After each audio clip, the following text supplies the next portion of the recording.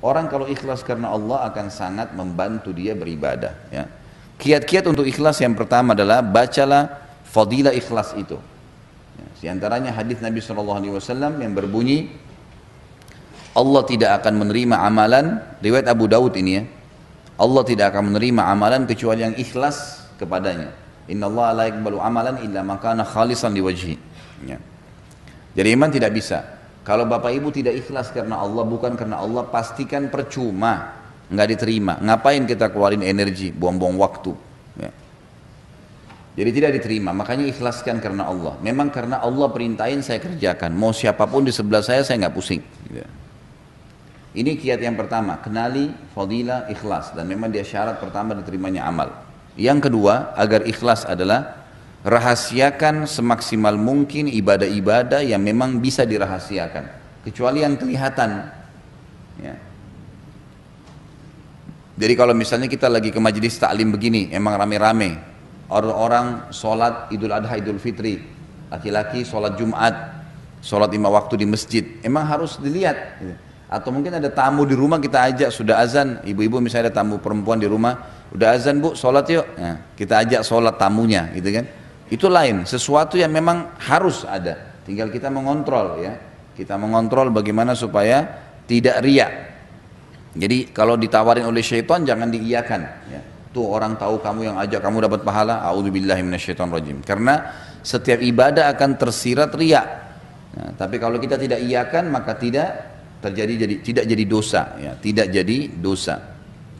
Jadi kita harus rahasiakan. Misal ibadah yang dirahasiakan kayak sholat malam, kayak sedekah, ya, apa sajalah ibadah yang kita kerjain. Nah, saya juga pernah singgung masalah haji dan umroh, ya. Jadi kalau orang sekitar harus tahu ya sudah, lihat nggak masalah. Tapi kalau iklanin, undang orang, ya.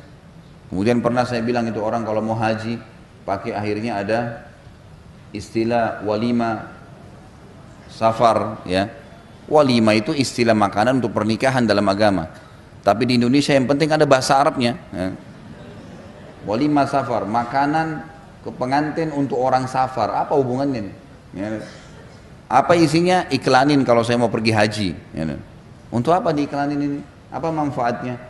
Pernah saya tanya, untuk apa Bapak Ibu sekalian? Ya untuk kami didoain Ustaz. Untuk apa didoain? Ya mau pergi haji itu Anda yang doain kita, gitu kan? Untuk minta maaf. Untuk apa minta maaf pada saat mau pergi haji? Orang minta maaf itu setiap saat. Jangan meninggal, jangan tidur malam hari ini kecuali Anda sudah minta maaf sama semua orang yang pernah buat salah, karena kita bisa meninggal, ketemunya akhirat, bahaya gitu kan. Jadi nggak ada alasan. Maka lebih baik nggak usah. Oh nggak enak sama tetangga kalau nggak acarain seperti mereka, nggak ada ceritanya, nggak enak. Kita punya syariat, nggak boleh. Bahkan para ulama salaf dulu, mereka ada yang pergi jihad, pergi haji, pergi umrah, tidak ada yang tahu, tidak ada yang tahu. Dinukil dalam sebuah kisah Abu Bakar radhiyallahu anhu pernah membantu seorang ibu janda, tidak ada yang tahu. Umar bin Khattab radhiyallahu anhu menceritakan di zaman khilafahnya Abu Bakar, beliau pun punya hajat. Beliau mengatakan saya punya hajat dengan Abu Bakar, kemudian habis sholat duhur, saya ngobrol-ngobrol dulu dengan beberapa sahabat, ya kan? Kata Umar, nanti baru saya mau nyusul Abu Bakar ke rumah. Abu Bakar sering habis jadi imam selama khalifah pulang ke rumahnya. Maka Umar pun nyusul, pikirannya Abu Bakar di rumahnya. Abu Bakar sudah nggak ada, kemudian Abu Umar memberikan salam dari depan rumah, Assalamualaikum warahmatullahi wabarakatuh. Dijawab oleh istrinya Abu Bakar, ya. Lalu Umar berkata, mana Abu Bakar? Kata istrinya, Abu Bakar nggak pernah pulang di jam-jam seperti ini. Waktu seperti ini nggak pernah pulang. Dia biasanya pulangnya habis sholat asar baru pulang ke rumah. Duhur asar tuh nggak pernah gitu. Kata Umar, tapi kami menyaksikan dia selalu pulang ke rumahnya. Kata istrinya, tidak ada. Baiklah, Umar cerdas nih. Umar nggak begitu pulang, dia pulanglah ke rumahnya, sholat asar, ketemu sama Abu Bakar, nggak ditanya sama dia. Dia nggak nanya. Maghrib ketemu nggak nanya, Isya ketemu nggak nanya, subuh ketemu nggak nanya. Besok habis duhur, Abu Bakar waktu keluar dari masjid diikuti sama Umar diam-diam. Ternyata Abu Bakar jalan sampai depan rumahnya, dia lihat kiri kanan nggak ada orang, terus lagi jalan lurus sampai ke ujung Madinah, jalan kaki sendirian. Sama Umar diikutin, ternyata di ujung Madinah ada satu rumah gubuk tua sekali. Abu Bakar pamit salam, terus ada seorang ibu tua jawab, lalu kemudian Abu Bakar pamit masuk ke dalam, diizinkan, masuklah ke dalam rumah tersebut. Umar menunggu di sebelah tembok rumah. Lalu Abu Bakar mengerjakanlah apa yang dia ingin kerjakan pada saat itu, kata Umar. Lalu kemudian setelah Abu Bakar pergi, saya pastikan dia sudah jauh, lalu saya ketuk rumah itu. Lalu saya berikan salam, dijawab oleh seorang nenek. Ya. Lalu saya bilang, ibu, apa ibu izinkan saya masuk? Kata ibu itu, silahkan. Ternyata Umar bilang waktu saya buka pintu, ibu itu tua, sangat tua dan buta matanya. Sendirian tinggal di rumah itu. Lalu kata Umar, wahai ibu, saya boleh nanya? Dia bilang, silakan. Siapa tadi yang datang itu? Ya. Ibu ini buta ya, ibu ini buta, tua dan sendirian. Kata ibu itu, saya nggak kenal siapa dia, karena dia nggak pernah sebut namanya. Lalu kata Umar, apa yang dia lakukan di rumah anda ini? Dia bilang, setiap hari anak itu dari zaman Nabi SAW masih hidup, kan Nabi sudah meninggal, ini zaman kerajaannya Abu Bakar. Dari zaman Nabi SAW masih hidup, orang ini setiap siang datang ke sini membersihin rumah saya, buatin makanan buat saya, cuciin baju saya, dan siapin pakaian yang saya pakai untuk besok, setiap hari. Tiba-tiba Umar menangis radhiyallahu anhu, dan Umar mengatakan, dengan inilah Abu Bakar mengalahkan kami. Bayangin, dari sudah puluhan tahun melakukan tidak ada yang tahu. Umar pun tahu karena ngikutin, kalau enggak tahu. Ini membantu seorang yang sangat tua, raja pada saat itu datang ke rumah ibu janda dan bersihin rumahnya, sapu-sapu dan seterusnya. Dan setelah Abu Bakar meninggal, Umar melakukan hal itu. Terus saja beliau mencari orang-orang janda-janda yang susah, dibiayai, dibantu gitu kan. Dan setiap kali selesai dia mengatakan, inilah pelajaran dari Abu Bakar, inilah pelajaran dari Abu Bakar gitu. Ini contoh-contoh, ini salah satu contoh saja bagaimana mereka bisa mengontrol dan menjaga itu. Jadi kiat yang kedua harus merahasiakannya. Renungi sebuah hadis riwayat Imam Muslim yang berbunyi, kata Nabi SAW, Inna Allah yuhibbut taqiyul ghaniyul khafi. Allah sangat cinta dengan hambanya yang taqi. Taqi itu bertakwa. Diperintahin apa dikerjakan, dilarang apa ditinggalkan. Ghani, orang yang kaya dan suka bersedekah. Ya, suka membantu orang-orang susah. Dan yang ketiga khafi, suka merahasiakan ibadahnya. Allah cinta dengan orang seperti ini, nggak ada yang tahu ya.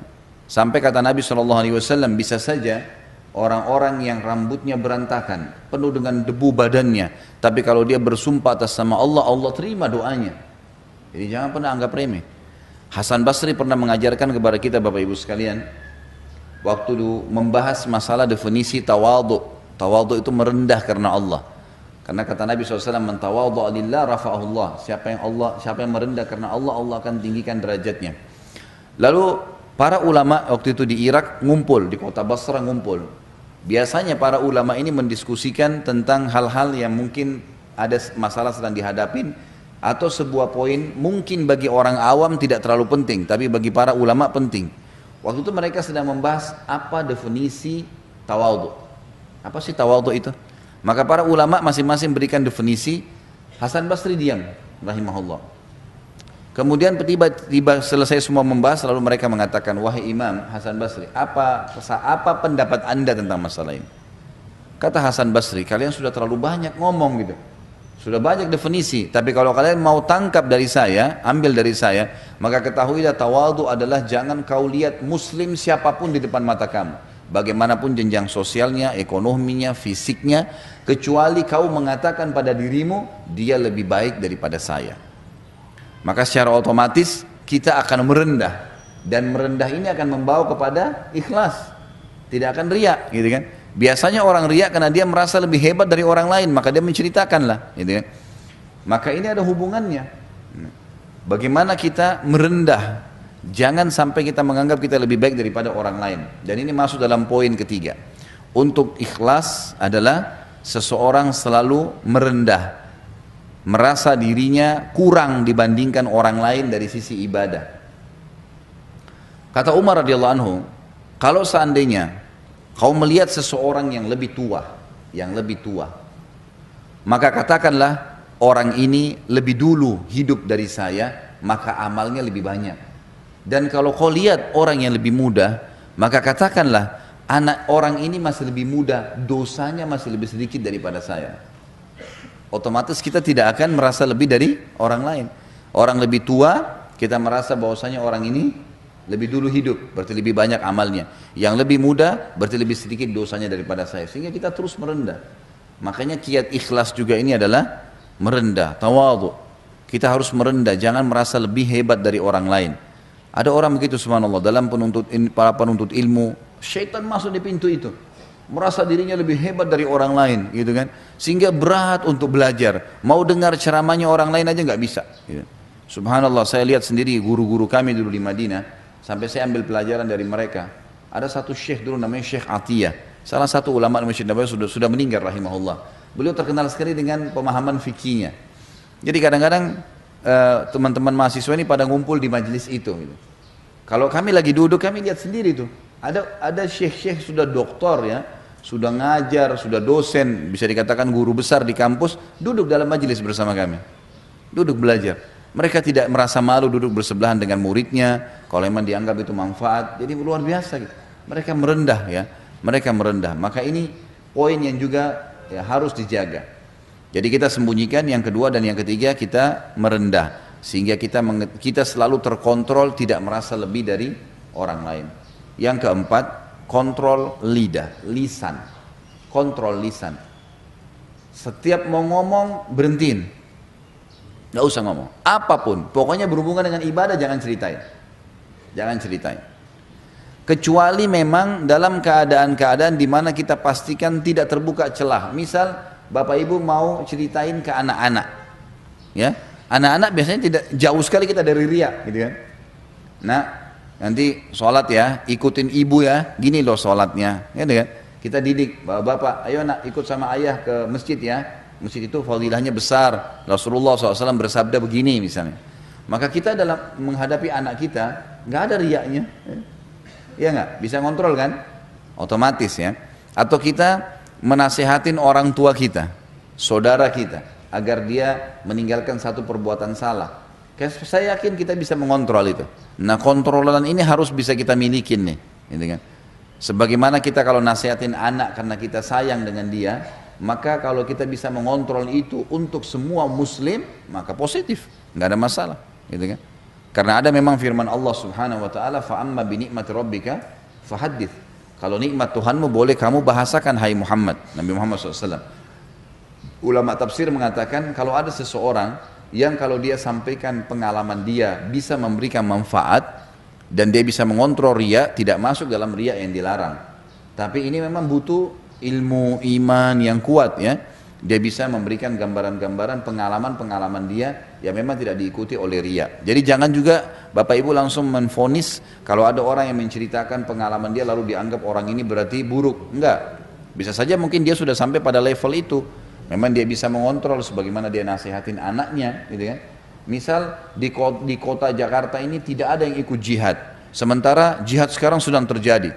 Lalu dia sudah ikut, dia punya pengalaman, lalu dia membicarakan, ini jihad itu begini loh, saya hadir ke sana, saya rasakan begini-begini. Untuk motivasi orang, dan dia tahu dia tidak, memang betul-betul ikhlas agar umat Islam ini ayo bergerak, misal, gitu kan.